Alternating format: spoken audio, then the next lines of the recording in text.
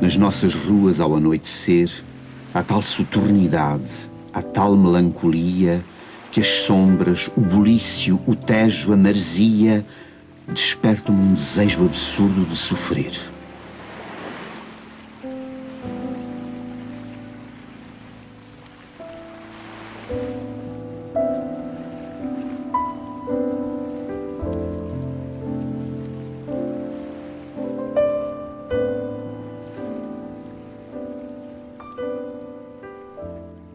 Falar em Cesário Verde é falar numa das figuras mais importantes da literatura da poesia portuguesa. É falar em alguém que viveu 31 anos, tem uma existência biográfica relativamente curta, bem curta, aliás.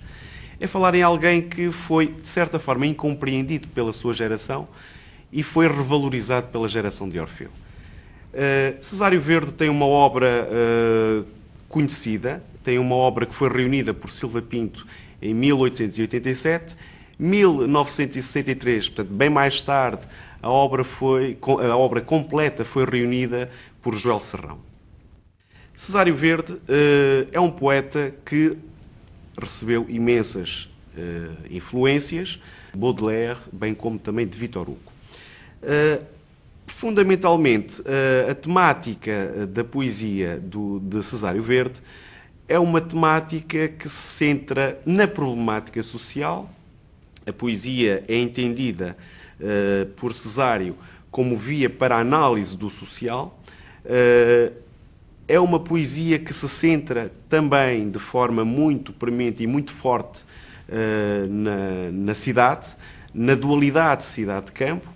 É uma poesia que foca fundamentalmente a vida moderna, o esteticismo finissecular, a morte, a decadência, o pessimismo.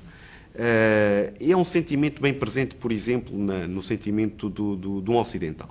No fundo, aquele poema-mito de que falava Eduardo Lourenço, o poema mítico do universo poético de Cesário. Esta ideia de pessimismo, de decadência, é um sentimento fundamentalmente histórico, é um sentimento que não é próprio, ou não é apenas um sentimento literário. O desejo absurdo de sofrer, de que falava Cesário no sentimento de um ocidental, é o sentimento decadente de um ocidental, é o sentimento de alguém que visiona, que vê a cidade de Lisboa e que se integra, de certa forma, numa estética finissecular em que a cidade oprime. O contexto em que se situa Cesário Verde é um contexto, de facto, também muito importante, porque está, de certa forma, relacionado com a sua obra poética. É um contexto que se caracteriza essencialmente pelo desenvolvimento tecnológico. É um contexto histórico, social, literário, que se centra naquela imagem que mais tarde foi designada por Alan Bullock como a dupla imagem. Este final do século XIX, inícios, mais tarde, portanto, inícios do século XX, a segunda metade do século XIX, o último quartel do século XIX, inícios do século XX, foi caracterizado por uma enorme carga, por um sentimento muito forte de triunfalismo, mas, ao mesmo tempo, um sentimento de crise, um sentimento de angústia existencial. A fábrica, de facto, torna-se progressivamente o signo desses tempos modernos. A lembrar, mais tarde, aliás, como sucederia em 1936, o filme, enfim, por todos conhecido, de Chaplin, Nos Tempos Modernos. E, de facto, onde ele foca bem esse sentimento de desenvolvimento da indústria e da tecnologia. Essa angústia generalizada é uma angústia que aparece bem evidente numa citação, num texto solto de Bernardo Soares, peço perdão, num texto onde ele escreve o seguinte: o trabalho destrutivo das gerações anteriores fizera que o mundo, para o qual nascemos não tivesse segurança que nos dar na ordem religiosa. Depois, mais tarde, diz: nascemos já em plena angústia metafísica, em plena angústia moral, em pleno desassossego político.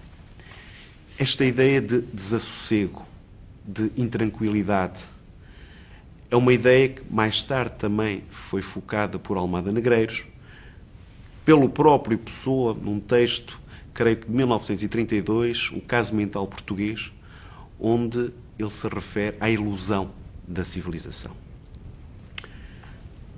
Relativamente, e em termos conclusivos, no que diz respeito a este final do século XIX, inícios do século XX, há um pormenor, um traço bem característico e, de certa forma, também se liga à temática e ao gesto modernista.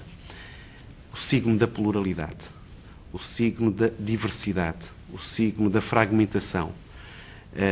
Recordo, por exemplo, que na Europa, entre o último quartel do século XIX e 1924, houve dezenas de ismos, entre eles os ismos conhecidos do nosso modernismo.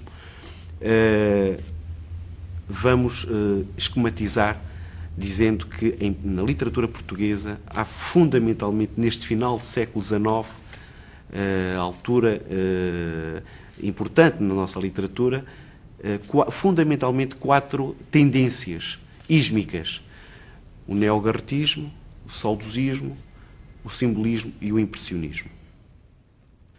Esta ideia de multiplicidade, em que a cidade se torna também um signo, um motivo, melhor dizendo, um motivo literário. Nós é preciso não esquecer que a cidade já tem uma tendência, é um tópico literário recorrente na literatura, desde Fernão Lopes, Camões, de certa forma, Francisco Manuel de Melo, Camilo, Nicolau Tolentino, Gomes Leal. Com Baudelaire, por exemplo, também Paris assume-se como tema poético fundamental e, a partir daí, também recorrente. E estes motivos industriais, comerciais, a máquina, a fábrica, são motivos essenciais, motivos nucleares da estética modernista, mas que já estão bem presentes também, fundamentalmente o motivo da cidade, bem presente e de forma até bem marcada em praticamente toda a produção, ou em muitos poemas de Cesário Verde. 10 horas da manhã. Os transparentes matizam uma casa apalaçada. Pelos jardins estancam-se as nascentes e fera vista com brancuras quentes a larga rua macadamizada. Rez-de-chaussée repousam sossegados. Abriram-se-lhe alguns as persianas e de um ou de outro, em quartos estocados ou entre a rama dos papéis pintados, reluzem num almoço as porcelanas. Como é saudável ter o seu conchego e a sua vida fácil. Eu descia sem muita pressa para o meu emprego, onde agora quase sempre chego com as tonturas de uma apoplexia.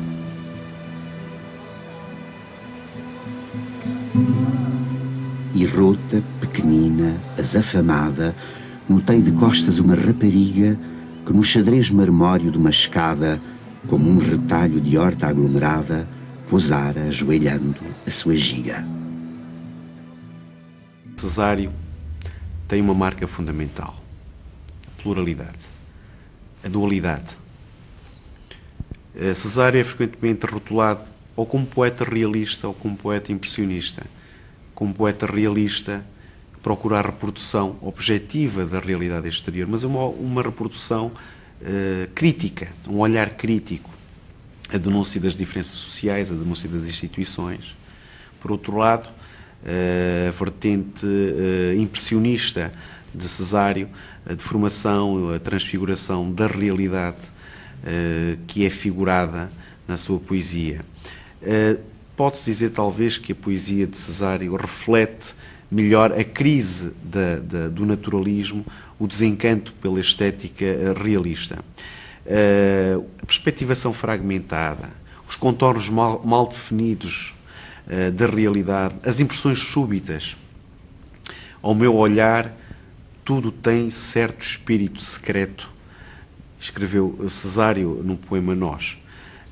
No sentimento ocidental, a impressão que o real deixa no sujeito é também uma marca bem importante. Por outro lado, a dualidade cidade-campo.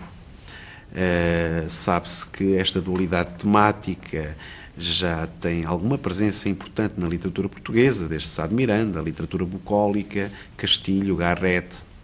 A cidade de Lisboa, no caso de Cesário, aparece figurada poeticamente nos seus mais diversos aspectos, os tipos, as personagens tipo, a varina, a vendedora de fruta, o cutileiro, o calafate, o barbeiro, lojistas, depois o deambular pela cidade, o tédio, o desejo de evasão, a rua, o movimento citadino, aquela cidade que, no entanto, aparece quase sempre com uma pintura, digamos assim, disfórica.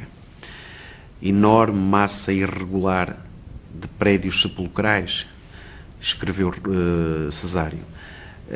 A ideia de morte, outro traço importante na figuração da cidade.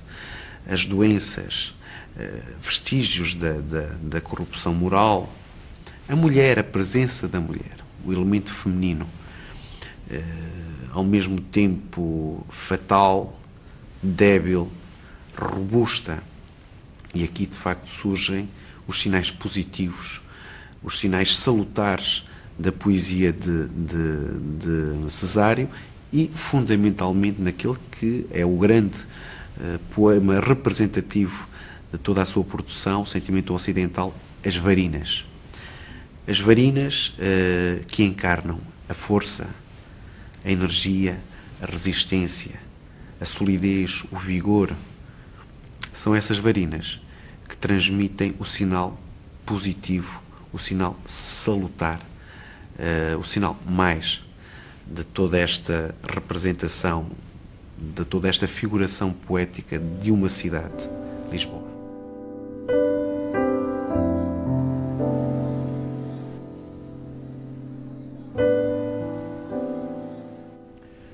Por outro lado, o campo, o lugar da unidade, o lugar da libertação amorosa, o lugar da saúde, um real não utópico. O próprio Cesário escrevia: o campo não é um passatempo com bucolismos. Um lugar da tradição, da formidável alma popular de que falava Cesário também. Aliás, o próprio Fernando Pessoa, relembrando o reaparecimento do antigo tipo português, escreve que houve três grandes autores, três grandes personalidades que recuperaram na literatura, recuperaram esse antigo tipo português. Antero, Cesário e Junqueiro. Finalmente, e de certa forma este último aspecto liga-se ao primeiro que eu pude há bocado referir, dois posicionamentos de Cesário perante o real. A invasão do real e a evasão do real.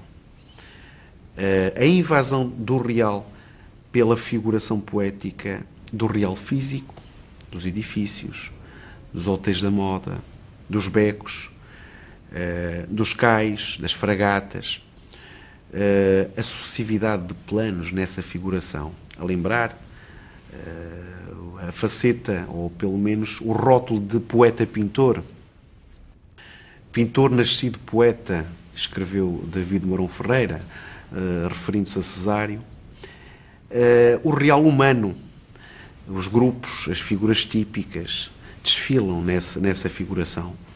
Uma seleção pormenorizada, uma exploração de sensações auditivas, visuais, táteis, olfativas.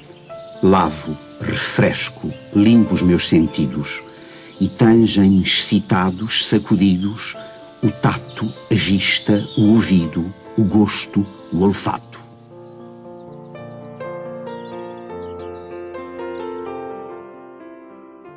a evasão que é procurada pelo sujeito poético, a evasão para longe da cidade. Felizes os que se vão, escreveu Cesário no Sentimento do Ocidental. A evasão pelo tempo, a procura, a representação, a redescoberta, ou pelo menos a evocação dos descobrimentos, a evocação do passado sublime, dos descobrimentos da figura de Camões, e também a evasão para o futuro, que aparece conotado fundamentalmente no final do Sentimento Ocidental, aparece conotado com valores que remetem para a ideia de calor, de liberdade. Mas essa evasão será sempre uma ilusão. O próprio Cesário se refere à dor humana e às marés de fel. E esta ideia, estes últimos versos reenviam ou marcam muito a noção também de que o desejo de evasão e os sonhos naufragarão para sempre. Os olhos amarelos pálidos de estátua ligeiramente míopes tinham a expressão profunda, retilínea, longínqua, que a gente nota nas dos marítimos acostumados a interrogar o oceano por dilatadas extensões.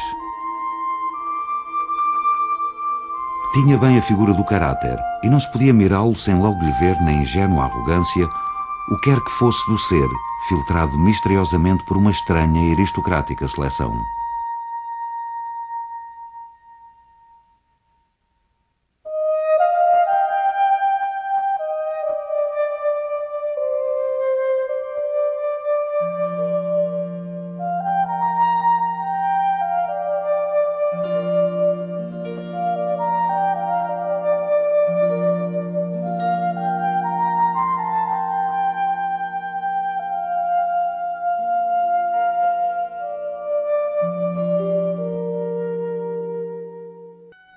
Cesário Verde nasceu em Lisboa em 25 de fevereiro de 1855, na freguesia de Santa Maria Madalena.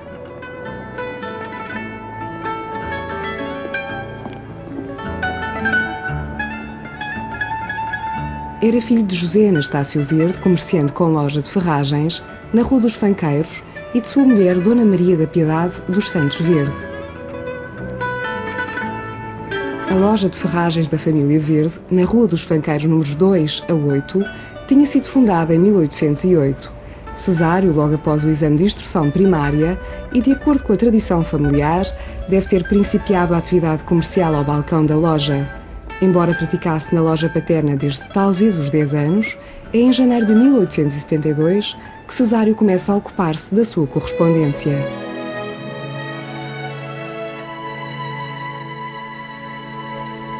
Entre 1873 e 1874, Cesário Verde matricula-se no curso superior de letras em Lisboa, no campo dos Mártires da Pátria. Relaciona-se com a mocidade letrada de então. Iniciadas as aulas no começo de novembro, trava conhecimento com o seu colega Silva Pinto, de quem logo se torna amigo para a vida e para a morte.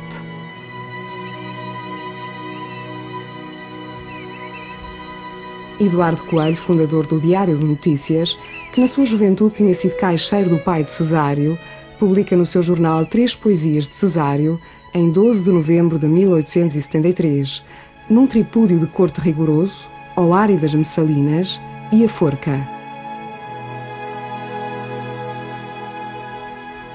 No dia seguinte, o Diário Ilustrado, elogiando o novo poeta, anuncia que ele vai publicar um livro, Cânticos do Realismo. Começa a frequentar a tertúlia dos novos no Café Martinho, no Largo do Camões, atual Largo Dom João da Câmara, em Lisboa. Em 1881, forma-se o denominado Grupo do Leão, tertúlia de artistas plásticos e homens de letras, que, tendo como figura central o pintor portuense Silva Porto, se reúnem pelo começo da noite na cervejaria e restaurante do Leão Douro, na antiga Rua do Príncipe. Cesário também ali aparecerá de vez em quando.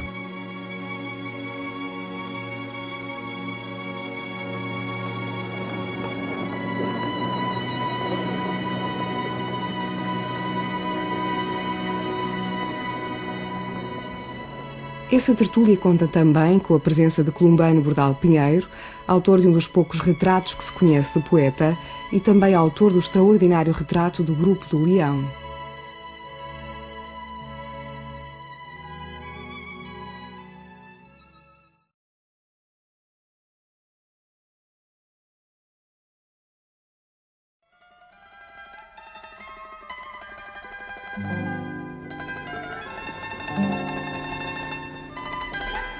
Cesário Verde era um residente ativo de Lisboa. Passeava a pé observando as fachadas dos seus palácios e palacetes e dos seus prédios.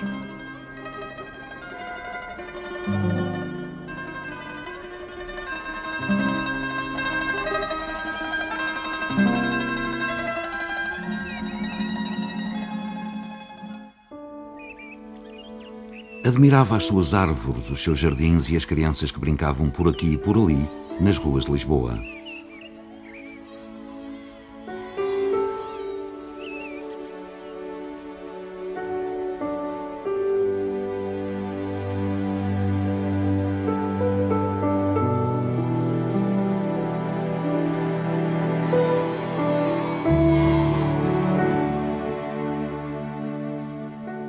Observava os trabalhadores da cidade que soavam as suas profissões.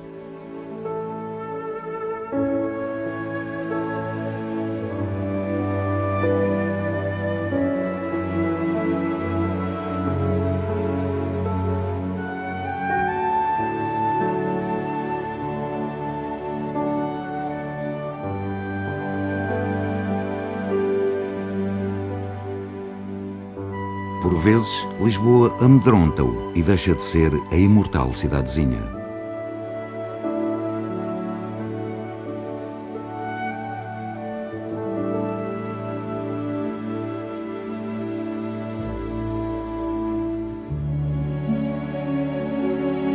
Passa então a ser massa irregular de prédios sepulcrais com dimensões de montes.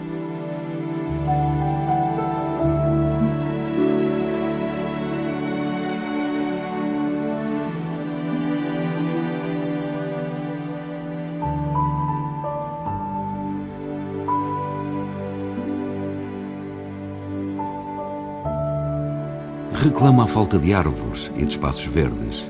Mas se vivemos, os empardados, sem árvores no vale escuro das muralhas, onde os prédios se assemelham a gaiolas com viveiros.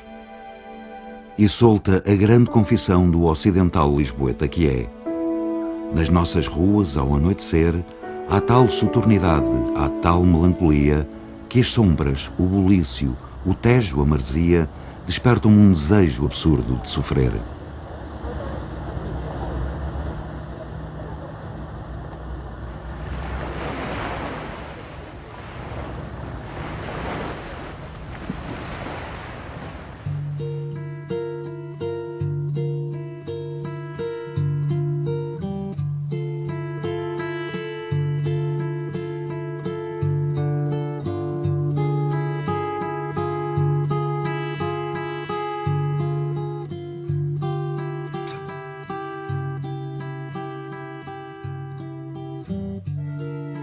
Nos bairros modernos, o poeta vai respirando a frescura e o asseio das casas por onde passa.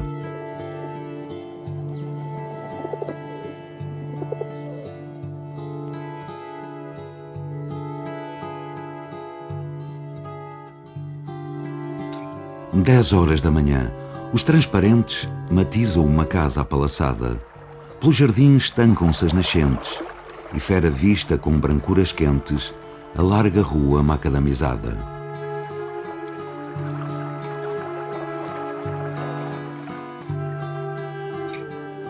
Rez-de-chaussée repousam sossegados, abriram-se nalguns as persianas, e de um ao do outro, em quartos estocados, ou entre a rama dos papéis pintados, reluzem no almoço as porcelanas. Homem da luz do dia e da claridade do sol e do luar, aborrecia-lhe a luz artificial. Uma iluminação a azeite de purgueira de noite amarelava os prédios macilentos e mostrava bem o contraste entre um saudoso gás amarelado e as carícias leitosas do luar. No entanto, a luz pública, por vezes, parece fasciná-lo. A espaços iluminam-se os andares e as tascas dos cafés, as tendas, os estancos alastram em lençol os seus reflexos brancos, e a lua lembra o circo e jogos malabares.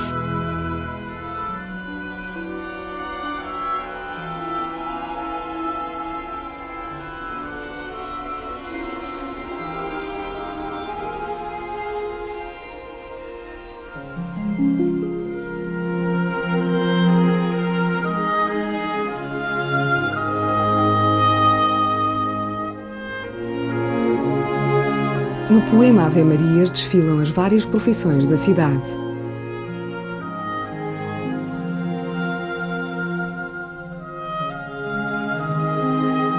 Vazam-se os arsenais e as oficinas, reluz viscoso o rio, apressam-se as obreiras, e num cardume negro, Hercule e as galhofeiras, correndo com firmeza, assomam as varinas.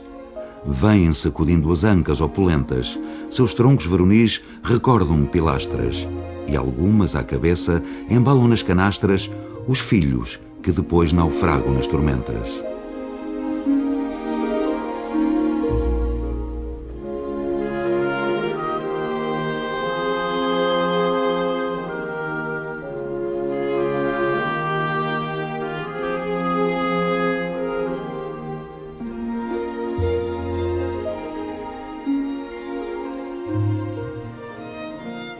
Na poesia de Cesário Verde são frequentes os interlocutores femininos.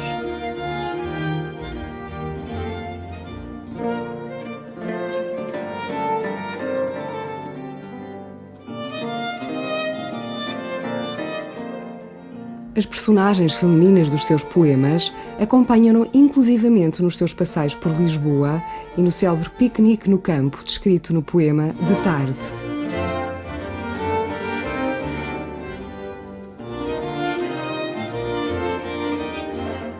Naquele piquenique de burguesas houve uma coisa simplesmente bela e que, sem ter história nem grandezas, em todo o caso, dava uma aguarela. Foi quando tu, descendo do burrico, foste colher, sem posturas tolas, a um granzoal azul de grão de bico, um ramalhete rubro de papoulas.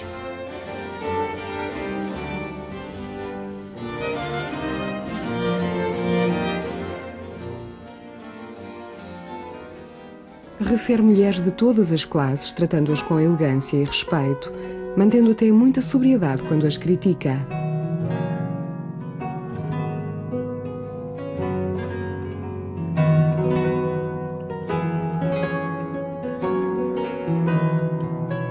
Milady, é perigoso contemplá-la quando passa aromática e normal, com seu tipo tão nobre e tão de sala, com seus gestos de neve e de metal.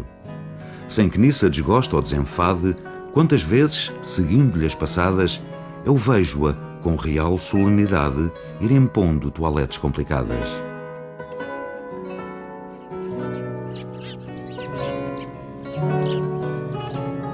Em 1880, a má aceitação do seu poema Sentimento de um Ocidental leva-o à ideia de renunciar à criação literária, substituindo gradualmente o pai na loja de ferragens e na exploração agrícola de Linda a Pastora, a qual produzia frutas para exportação.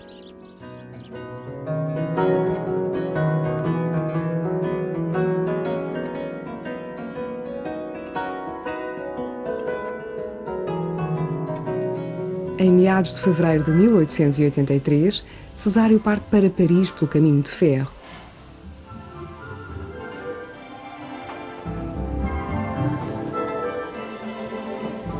Segundo o seu primo Jaime Verde, foi Bettencourt Rodrigues quem o induziu a fazer esta viagem, mas o seu objeto ou justificação imediata era o negócio.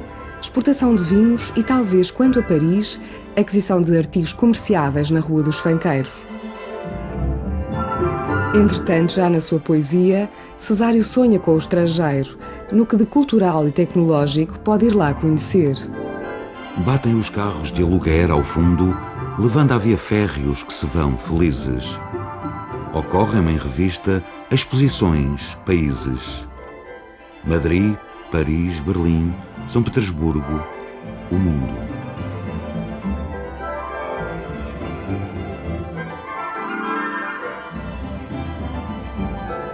A par da sempre intensa atividade comercial na loja e desde julho na exportação de frutas, produzida pela propriedade dos Verdes em Linda a Pastora, tudo indica que o poeta está de novo ativo.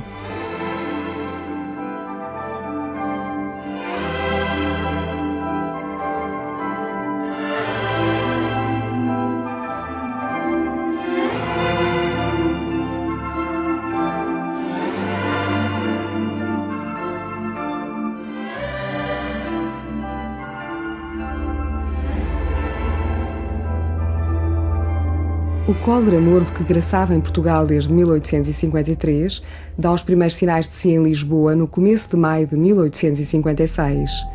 A febre amarela, de que em 1856 já houver alguns casos, faz a sua aparição em força a partir de setembro. Mais uma vez os verdes refugiaram-se em Linda a Pastora. Para além da cólera, da peste e da febre amarela, de forma endémica, a tuberculose dizimava famílias inteiras, ceifando os seus membros na flor da juventude. Foi esta velha senhora que enlutou a família verde, matando vários dos seus elementos, embora tanto tivesse feito para lhe fugir. Em 1884, Cesário Verde evoca as epidemias, das quais, ainda menino, fugiu para o campo. Foi quando, em 2 verões seguidamente, a febre e o cólera também andaram na cidade, que esta população, com um terror de lebre, fugiu da capital como da tempestade.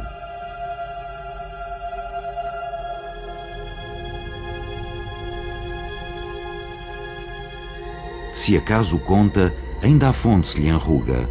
O que se ouvia sempre era o dobrar dos sinos. Mesmo no nosso prédio, os outros inquilinos morreram todos. Nós salvámo-nos na fuga.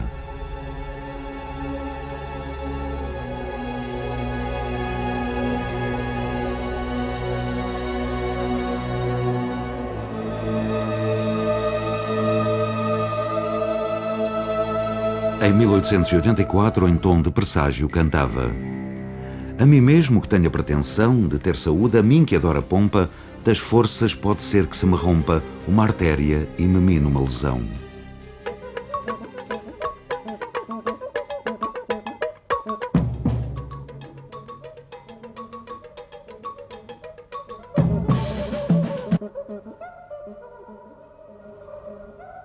No começo de março de 1886, quando ruidosamente se festejava o Carnaval nas ruas de Lisboa, a terça-feira de Entrudo foi a 9 de março, Cesário Verde encontra Silva Pinto no Chiado.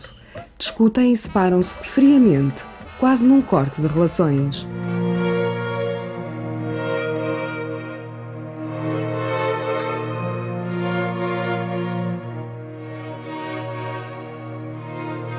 Estava o tempo de chuva e o poeta, regressando à sua casa situada na Rua das Trinas, apanha uma molhadura que resulta em constipação.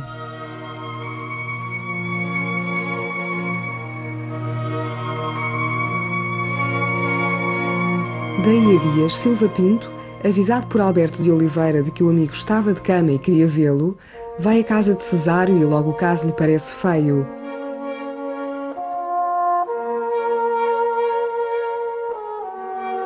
Chamado pela família o médico Sousa Martins, não tardou a ver que Cesário estava irremediavelmente perdido. Depois de 16 de julho vem para o Paço do Lumiar, para a casa do Largo da Ermida ou de São Sebastião, número 64, onde morre às 5 da manhã de 19 de julho. As suas últimas palavras ao irmão Jorge, que o velava e que lhe perguntara se queria alguma coisa, foram: não quero nada, deixa-me dormir. Segundo o boletim meteorológico em Lisboa, neste dia o céu amanheceu com nuvens e o tempo arrefecera.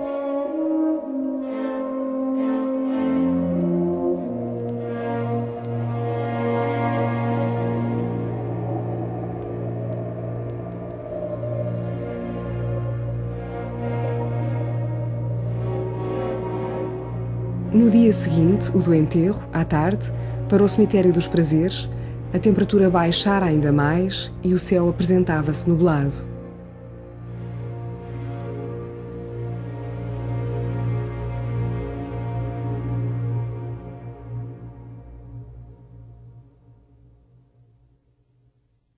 Foram publicados necrológios em vários jornais e revistas de Lisboa e do Porto. Em Cesário Verde perde-se um excelente rapaz que muito prometia. Perde-se um moço poeta. Tinha talento e era moço, duas razões para que lamentemos a sua morte.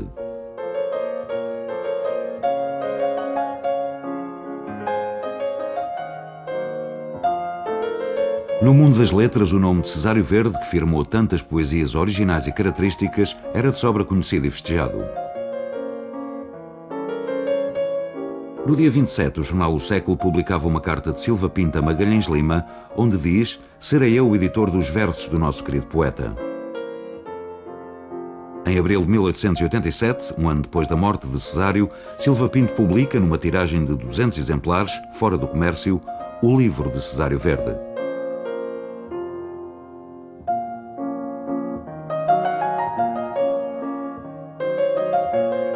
Em maio de 1901, é posta à venda a 500 réis o exemplar a segunda edição do livro de Cesário Verde. Cesário Verde, o poeta quase desconhecido, teria uma influência profunda na geração de poetas que lhe sucederam.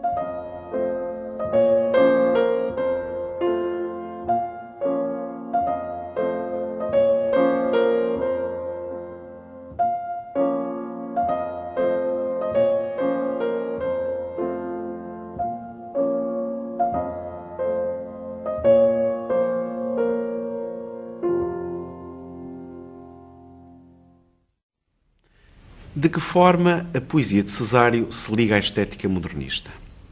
Eduardo Lourenço considerou Cesário o grau zero da nossa modernidade. Fernando Pessoa considerou-o também um dos representantes da estética da nova poesia portuguesa. A ligação da poesia de Cesário ao modernismo pode ser encontrada através de três tipos de relação. Primeiro, a valorização do tédio, o desejo de evasão, o contraste, o flagrante social, a flânerie, a visão crepuscular da cidade, encontramos-lo de forma evidente em algumas passagens de Bernardo Soares, em algumas passagens do livro Desassossego de Bernardo Soares, em alguns poemas de Fernando Pessoa, na Ode à Noite de Álvaro de Campos, na Tabacaria, o cosmopolitismo da vida moderna, de forma evidente na Ode Marítima e na Ode Triunfal também de Álvaro de Campos. Segundo, pela via do sensacionismo, talvez a via mais importante, através da qual podemos ligar a poesia de Cesário ao modernismo. Ligando, por exemplo, à famosa tirada de Álvaro de Campos, sentir tudo de todas as maneiras. É um ismo, de facto, dominante no nosso modernismo, e os pilares teóricos, ou teórico-programáticos, ou melhor dizendo, os pilares programáticos do sensacionismo, centram-se em 3 ou 4 ideias fundamentais. Os sentidos são um veículo primordial de conhecimento, são o suporte do saber. As coisas, de facto, existem através das sensações, identificam-se as sensações com o seu objeto. Caeiro, alguma produção poética de Caeiro, firma com muita força estes princípios. O imediatismo das sensações.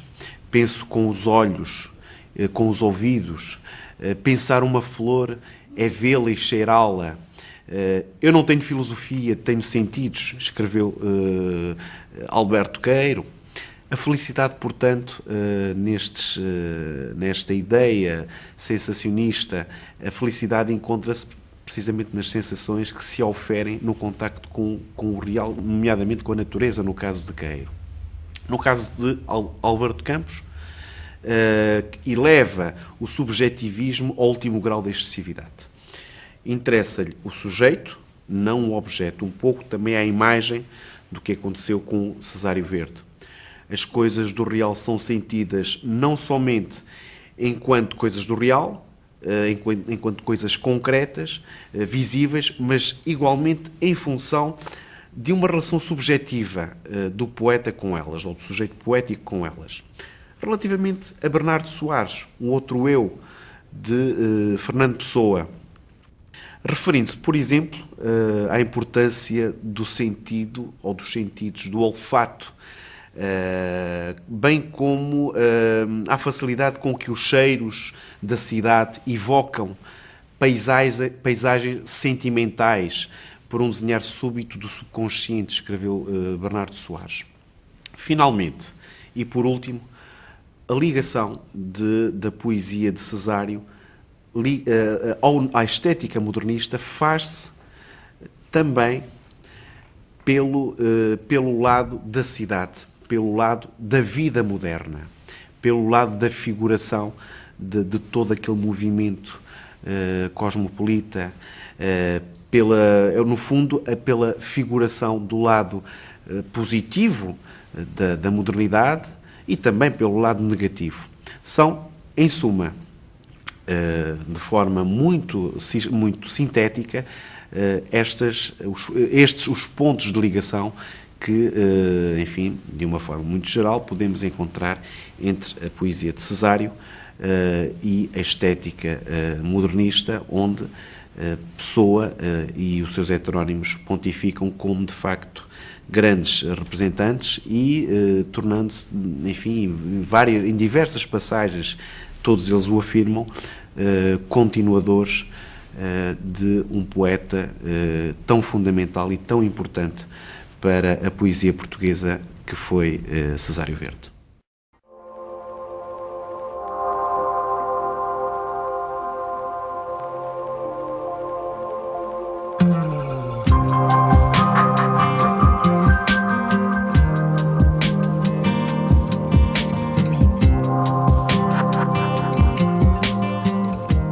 Uma aurora no campo faz-me bem, uma aurora na cidade bem e mal, e por isso me faz mais que bem.